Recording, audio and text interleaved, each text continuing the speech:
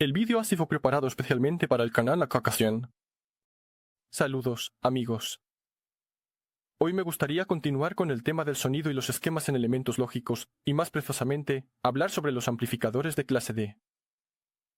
Hoy quiero concentrarme en el principio de funcionamiento de los amplificadores de clase D, usando como ejemplo esquemas reales y sencillos. Si crees que he omitido o no he mencionado algo, no dudes en escribirlo en los comentarios. La característica distintiva de los amplificadores de clase D en comparación con otros tipos de amplificadores es el modo de funcionamiento clave del circuito de salida de los transistores.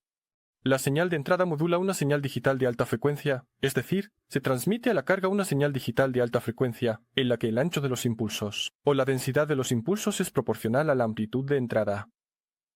En la carga hay un filtro que suprime el componente de alta frecuencia de la señal. Y en los altavoces solo escuchamos el sonido de baja frecuencia. Pero veamos un ejemplo. Montemos un esquema clásico de un amplificador de clase D sin retroalimentación. Para empezar, necesitamos una onda cuadrada de alta frecuencia, del orden de cientos de kHz, que deberá integrarse para obtener un triángulo. Tomemos el K155La3 y montemos el siguiente circuito. Este es un generador clásico de señal rectangular, al que se le ha añadido una cadena integradora. Obtenemos la siguiente señal en la salida 1, una onda cuadrada un poco distorsionada. Y esta es la señal en la salida 2 que nos interesa, donde ya vemos una señal triangular. La forma de la señal se puede ajustar con un potenciómetro. Ahora necesitamos tomar un comparador, por ejemplo, el LM393. Y comparar el voltaje de entrada de baja frecuencia con nuestra señal triangular. Para referencia, un comparador es un dispositivo de comparación que recibe dos señales analógicas en sus entradas. Si la señal en la entrada no inversora es mayor que en la inversora, aparece un 1 lógico en la salida. Si es menor, entonces un 0 lógico. En la salida debemos obtener una señal PWM. Conectamos según el siguiente esquema.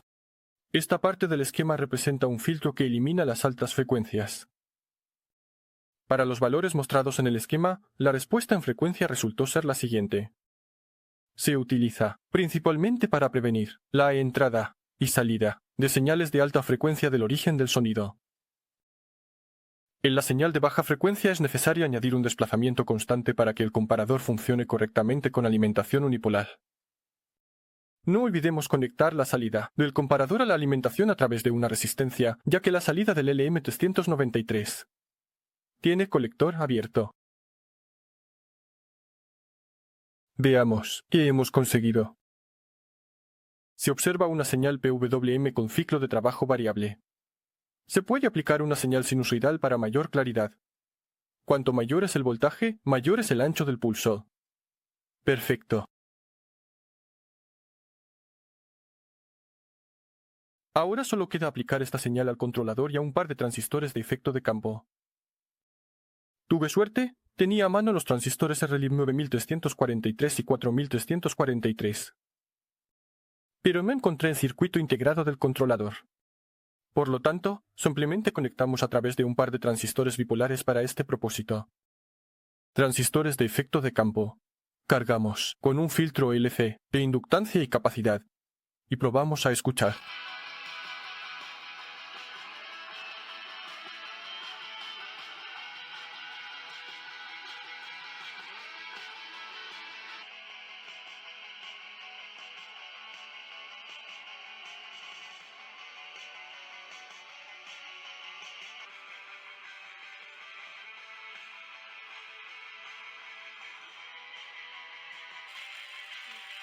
Más adelante, rebobiné la inductancia de salida para aumentar su valor y reducir un poco la frecuencia de corte del filtro.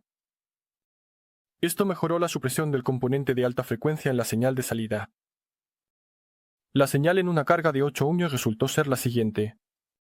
Por supuesto, la potencia de este esquema es extremadamente baja. La potencia depende del voltaje de alimentación de la etapa de salida. En mi caso, son 5 voltios. Aplicando un buen circuito integrado de controlador para los transistores de efecto de campo y alimentando todo el esquema con una fuente de alimentación bipolar, teniendo en cuenta la alimentación de 5 voltios para la lógica, se puede amplificar. Todo esto es hasta una gran potencia, pero el principio no cambiará. También se puede ver un gran nivel de ruido de alta frecuencia. Todo esto es consecuencia del prototipado y de los cables largos en la parte de salida. En un esquema real, los filtros LF se disponen de la manera más compacta posible. Para los amplificadores de clase D, es necesario seleccionar transistores con la mínima resistencia interna y con un margen de voltaje. También, a menudo en los circuitos, se colocan snappers RC, en paralelo a los transistores para reducir los picos, debido al efecto de bombeo, por el cual el voltaje en el transistor puede elevarse por encima del permitido. Esto ocurre porque la carga es bruscamente reactiva. Es como golpear un saco de boxeo que te devuelve el golpe y tienes que esquivarlo. Se puede mitigar este efecto y aumentar la potencia utilizando un esquema de conexión en puente en el que los brazos funcionan por turnos, como viajeros en una dresina. Este era el esquema clásico del amplificador clase D, sin retroalimentación. Y ahora, después de entenderlo, veamos el siguiente esquema. Para comprobar el funcionamiento de esquemas tan simples, es conveniente utilizar placas de prueba. Dejé la etapa de salida sin cambios. Vamos a entender cómo funciona en general el segundo esquema. Esta etapa es un amplificador de voltaje de entrada, y en la base del comparador se monta un generador de impulsos rectangulares. Echemos un vistazo al esquema clásico de un generador en un comparador. Y ahora comparemos con nuestro esquema. Desde la salida del amplificador, el voltaje se envía a la entrada inversa del comparador a través de una cadena divisora. La profundidad de la retroalimentación afecta a la ganancia total del esquema. Finalmente, en la salida obtenemos la siguiente señal. Se puede ver que con el cambio de amplitud, cambia el ancho de los paquetes de impulsos. En algunos lugares son más densos, en otros más dispersos. La retroalimentación tiene diferentes magnitudes para voltaje constante y alterno. La respuesta, en frecuencia, de la cadena de retroalimentación es la siguiente. Escuchemos cómo suena esta versión del amplificador.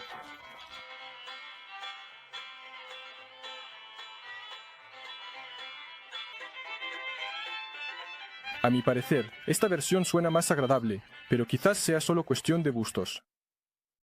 Y nuevamente, como con la versión anterior del amplificador, si se desea más potencia, hay que montar un buen driver, insertar transistores de potencia y una alimentación bipolar alta. Pero si estás montando un dispositivo simple que funciona con 5 voltios, y solo necesitas que funcione, es más fácil instalar un chip amplificador de clase D, que ya incluye todo lo mencionado anteriormente, o incluso un módulo listo, como el módulo PAM8403. El sonido de este módulo, por supuesto, no es el mejor, por decirlo suavemente. Echemos un vistazo a la señal de salida. Consiste en un paquete de impulsos. Por supuesto, todo es muy poco estético, aunque suena más o menos bien.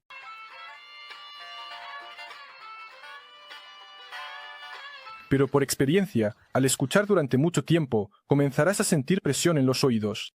En general, esto se puede corregir. La salida del chip está implementada en un esquema puente. Para reducir el tamaño de la placa, los chinos no instalaron un filtro de salida. Para el esquema puente, será el siguiente. Tomé inductancias no iguales para la demostración, ya que simplemente no tenía iguales a mano. Y se obtiene la siguiente señal en la salida. Se puede ver que los impulsos de alta frecuencia han desaparecido.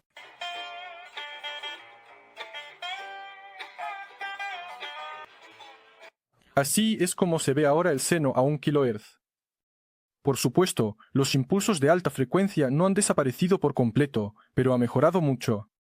Vamos a resumir. En un amplificador de clase D, la señal de baja frecuencia se convierte en una secuencia de impulsos, que controlan la etapa de salida de los transistores de efecto de campo, que operan en modo de conmutación y bombean energía con impulsos de alta frecuencia, en una carga reactiva, que es un filtro que suprime las altas frecuencias. A la salida del filtro queda la señal de baja frecuencia amplificada, que se envía al altavoz.